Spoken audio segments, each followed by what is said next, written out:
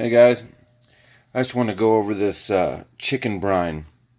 If you ever cook chicken breasts, you'll notice they don't have a lot of fat on them, so they're not real flavorful. A lot of people just eat chicken breast because they think it's healthy for them or whatever, but there's just not a lot of flavor in it. So one trick you can do to get flavor into the chicken is to brine it. Not only does it make it moist and tender, it gives flavor.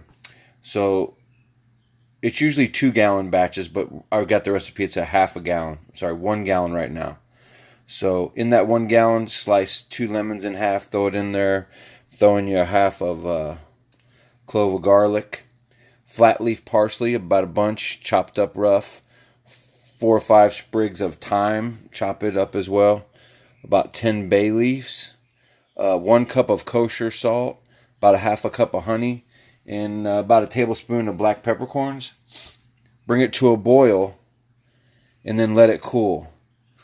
Then you put your chicken in there and let it marinate or brine in that solution for, a day. 4 hours minimum a day is fine. Overnight's perfect. And then just rinse them off and then pat them dry and everything will be ready to go. This brine can be used for up to about a week if you keep it in the refrigerator. So there you go, guys. There's no need to strain it or anything. Just cook it, get the flavor in it, throw the chicken in, and let it brine overnight once this solution's cooled off. So that's it. Chicken brine.